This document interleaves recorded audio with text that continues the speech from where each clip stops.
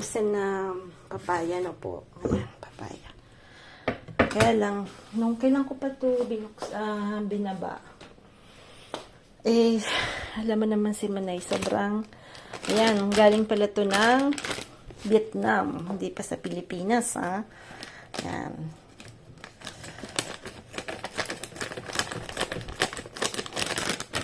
Pag bibili po kayo dito ng papaya na yung grino, ang mahal po ng kilo. Pero pagka binili nyo po ganito, yung frozen, mas mura po siya. So, ang mahirap pa po, pagka binili nyo po yung, yung pinaka-fruit na po. Minsan po, mapait kasi matagal na pong, matagal na siyang, tawag nito,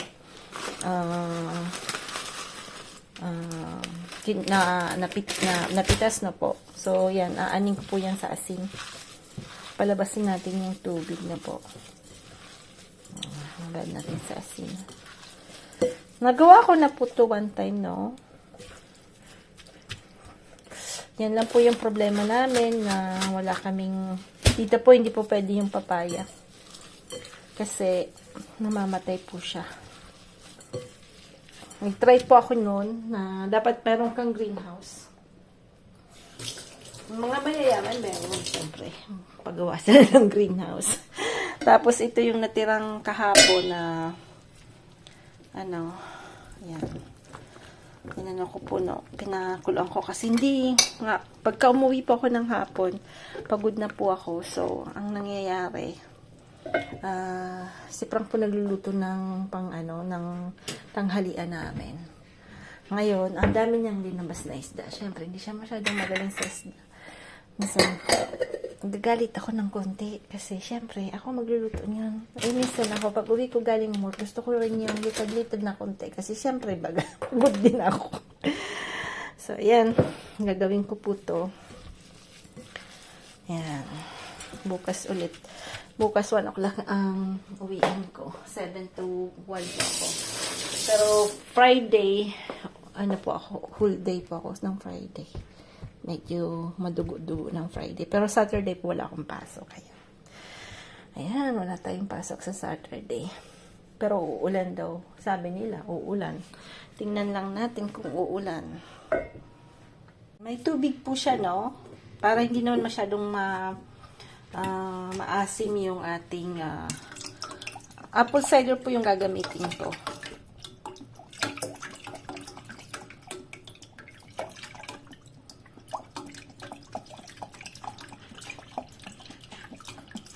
Ang ginagawa ko po half-half para wag masyadong maasim na po. Pero dapat maasim din. Kulang sa asim.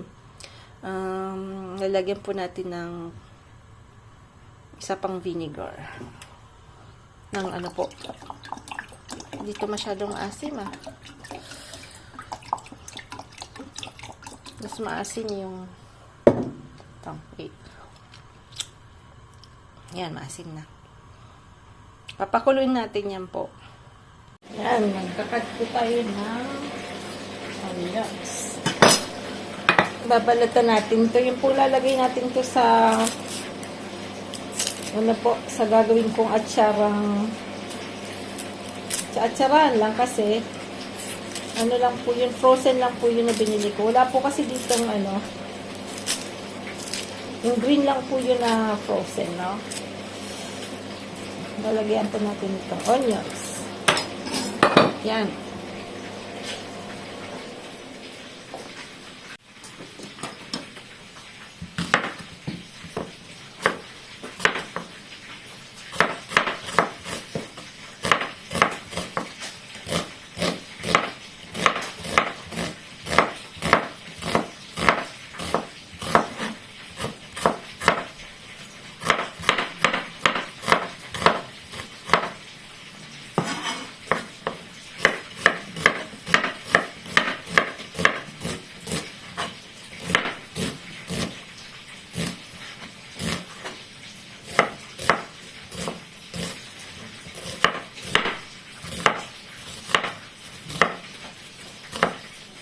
Yan.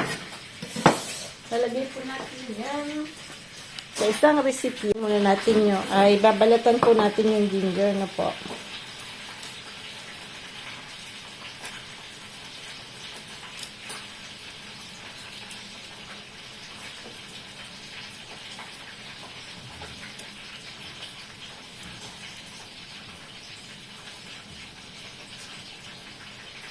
Yan.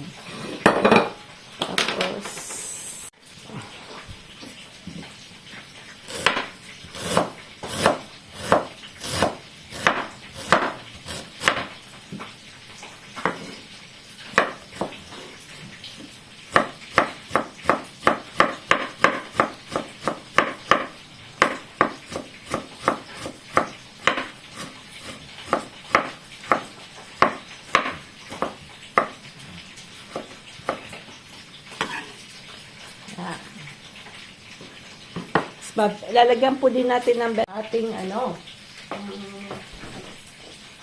ating atsara. Ayan.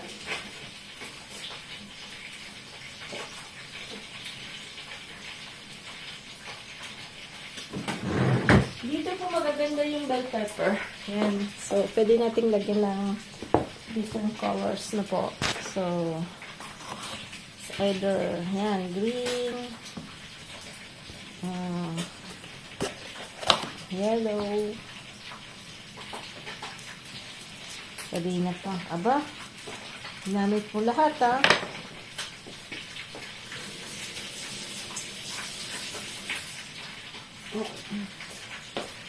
Pahiran natin yun po para hindi basa.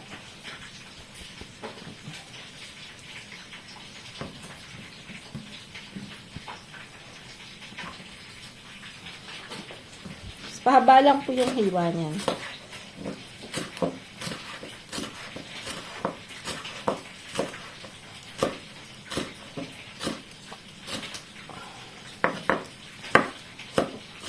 Saka carrot pala, no? Kalimutan ko yung carrots. Ayan.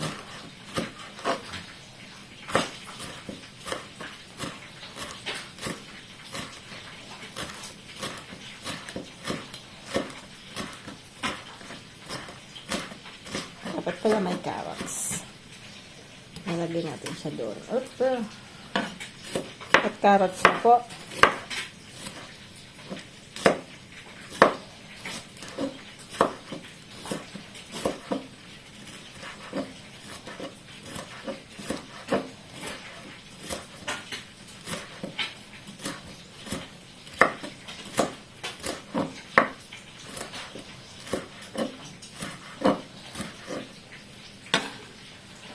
Ayan na. Ayan na po yung ating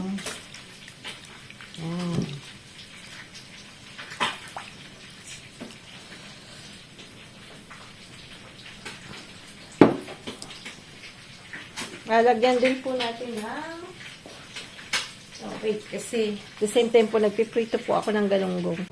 Yan na po yung atong atsara. Hindi naka-on yung ating camera.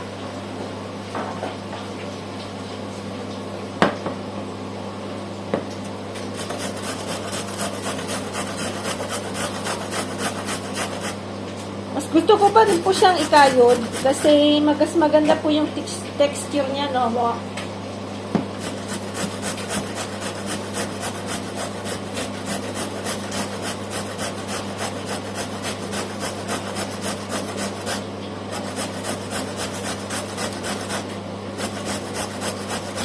Damit po ng carrots.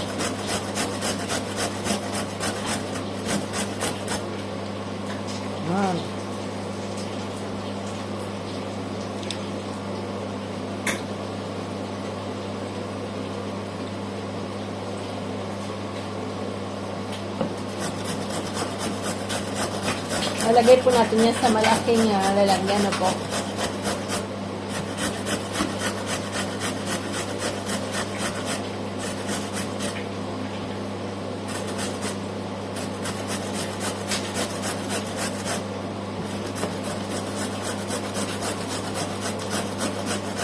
Pag kinat mo po kasi, mas maganda pa rin yung kinakayad kasi Mas yung flavor po ng carrots na ilalabas na po kasi kaskas siya eh.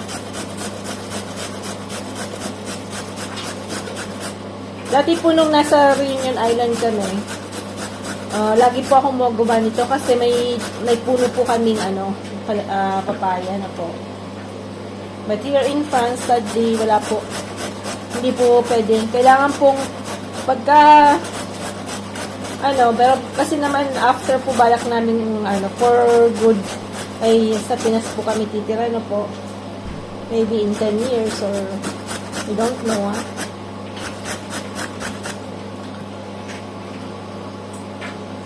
Ayan.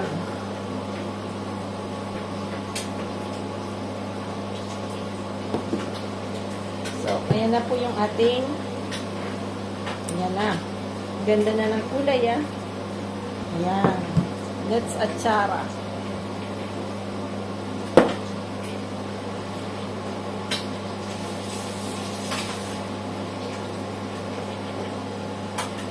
Ay. Umipit yung stick po yung yung strong kasi dami yung inilabas na isda. Ganda po din.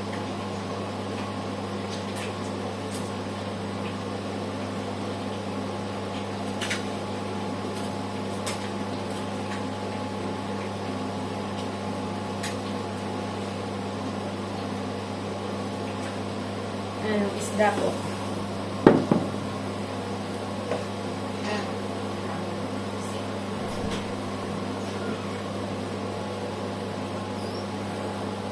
Sa basa.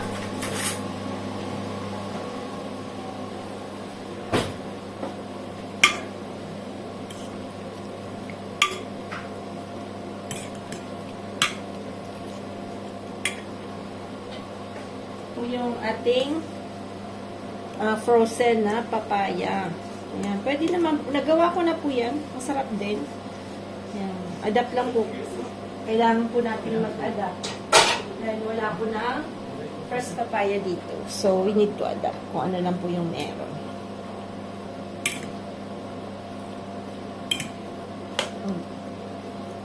Kararating lang ni Sam ng gardening lesson. Na ang ating atsara.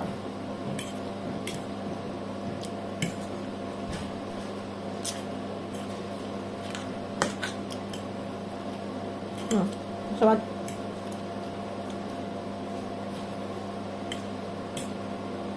bang nakalimutan natin? May nakalimutan ba tayo?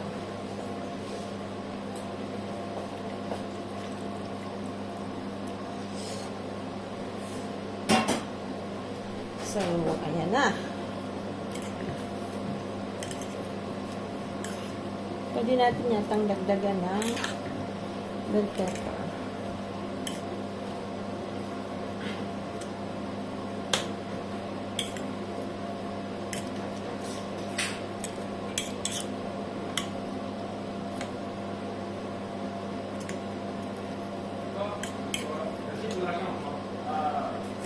Si Maki Lafe!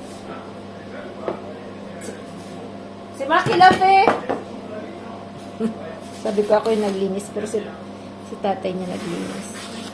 Sam, si Maki Lafe!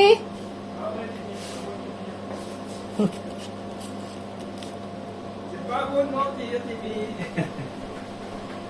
T'as vu, de suite, il sait que c'est moi. Pourquoi? Merci, papa, il a dit de suite. Pourquoi elle a dit? Pourquoi c'est pas moi? Bah, il sait que c'est moi qui fais maintenant. Il a fait un bisou?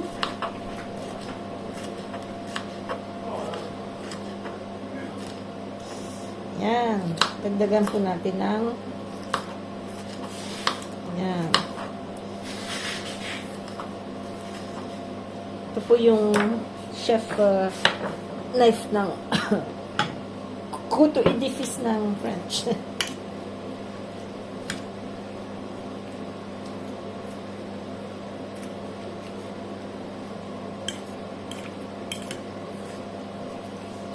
Dagdagan siguro natin ng ginger, no? I mean, Ginger, mas maganda po sa katawan.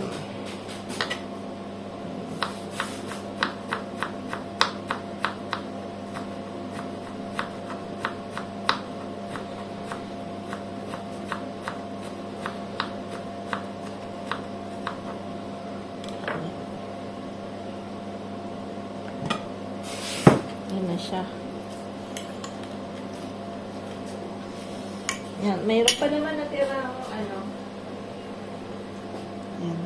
Ubusin na natin. So, bukas natin lang lalagay sa lalagyan na po. Kailangan ko pong maghanap ng mapaglalagyan. Yan.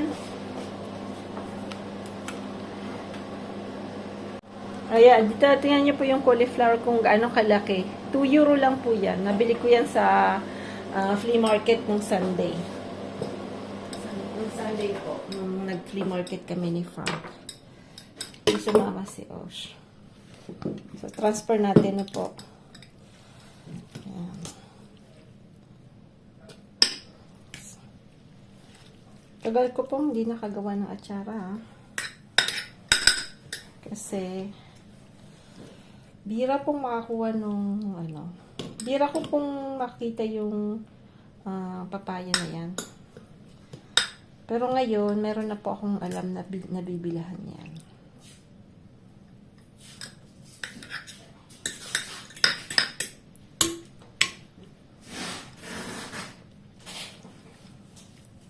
Ay. Ay. Tsaka.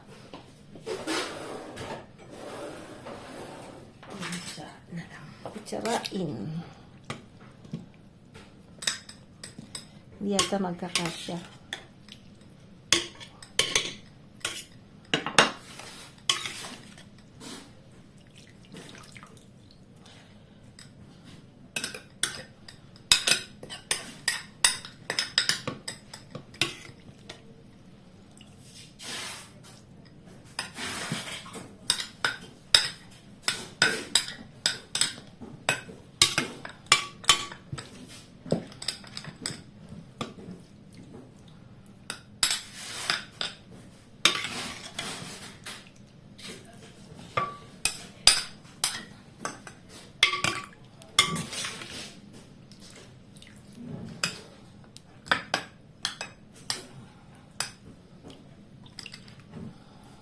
Kasi yata.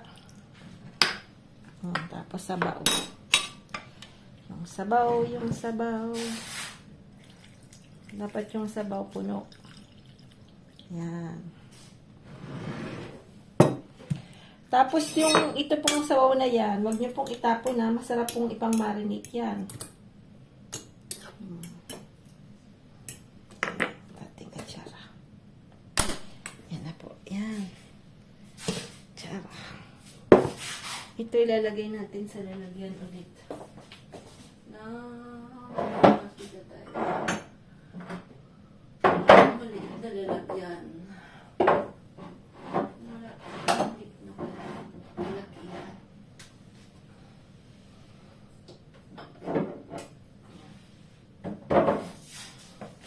Ito natin lalagay.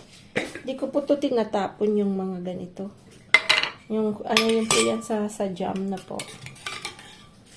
Hindi ko pa yan tinatapon. Kasi pag nagawa po ako ng jam sa summer, magagamit ko po siya.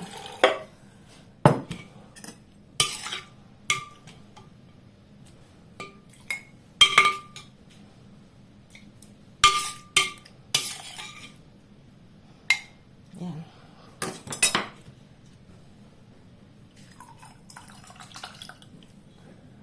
Yan na. Na natin to. Ayan.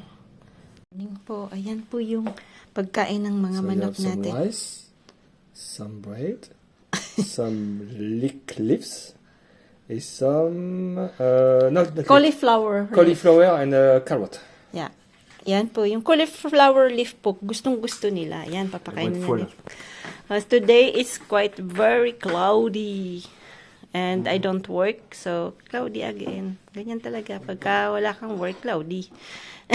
Para lagi ka lang nasa bahay. My God, it's really, really cloudy. Si Frank, ayun. So, I'm like, bukas po darating yung kaibigan ni Osh. So, yung batang yon ay it's very, alam mo yung very, ang tawag dito manyak, hindi yung manyak na sa atin magsabi, manyak yan, yung parang they like to molest girls, no? Yung dito, pag sinabing manyak ka, it's like you're very clean, always things in proper ways. Yung ganun po yung tawag dito noon. Yung pag sinabing manyak dito, yung dapat lahat ng bagay nasa isang place, all arrangedly, ganun po yung kaibigan ni Osh, ganun. So, it's like, our contrary, no? Kasi kami, we have many things and all disarranged. Ay, nako. So, we have to arrange a little kasi sabi ko nga, darating yun. Good morning po. I mean, look at this flower. I don't know what kind of tree. It's look like dead, but it's like have like this very violet flower. Ayan, tingnan niyo. We'll see. Nintay ko si Frank. Frank is coming. Yan. Look at lot of plants dying. This is front. So you have just some plants or with the winter who only survive is this one. This succulent plants. And there are give some flowers. Yeah, may flowers now. Some are dying and some are really dead. Ayan, this is front. Ayan na si front. And then the new one, it's here. So I put some plants and the gift of mom. It's a big frog. It's like a Mindoro frog. You know Mindoro frog in tobacco. And then we have this. This one is nice because you have some tools like this. Really content. Ayan, good morning po. It's Saturday. So, for this past week, hindi po ako masyadong nakapag-vlog na po kasi I was working afternoon. So, pag ganun po, I know in the morning. So, and then yesterday, Friday, I was whole day po ako sa work. So, it means it was quite busy for Friday po because a lot of people. And then, kahit hindi masyadong physical the work, syempre, nakakapagod din kasi you're always standing up and then always doing things to kahit mga arrange lang na po. So, hindi po ako masyadong nakablog and si Frank po yung nagkukook. So, and I have some, I think, i-upload ko po yung nag-hiking po sila ni Osh somewhere, like 10 kilometers from here na po. It's another small village from here. So nag-hiking po sila. Sila po lang dalawa. Hindi po sumama si Sam Pasko. Has some driving lessons na po. So Sam is passing the driving license. So he needs to have 20 hours of driving lessons. Ganun po yung French law. You have to do 20 hours of driving lessons bago po kayo you can pass the exam. If you pass already the written one, kasi mayroon pong written one po yung code, yung in French it's code of the route. So it's like the symbols and everything about the roads. If you doon po yun in-explain the mechanism din ng auto, ng car, then after all the weather, yung alcoholemia, because you cannot drive if you're have some alcohol here in France na po. So kahit isang beer lang, if they catch you up, they can take off your driving license if you are driving very fast. So, medyo mahigpit po dito. So, ayan na po yung garden natin. I see the mustasa is not yet kasi siguro not enough sun or because it's still cold in the morning. So, it's like maybe in the morning it's about sometimes 1 degree or 5 degrees. So, I don't think, I think that siguro yun yung cause but hindi pa sila tumutubo na po. But kaya po hindi muna po ako nagtanim kasi baka masayang yung buto. So, ayan. Anyway, yung ating onions, they're getting bigger. Meron pa rin po tayong leeks. So, and today po mag-flea market ulit kami ni Frank. We have this flea market every Saturday. So, alam mo naman si Manay, when I'm not working, I really need to do para hindi maging Groundhog Day no po. Gusto ko rin pong yung mamasyal-masyal.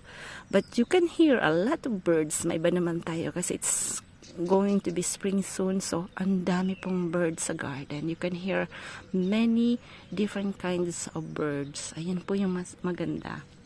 Parang may kikiyaw nga. So, it's really nice. Ayan. But, still, no rain here. So, lahat po ng yung grass namin is quite dead. Bawal pong diligin yung grass dito. So, we cannot water the grass because lack of water. Ayan. So, happy Saturday po sa lahat. I-upload ko po ito mamaya.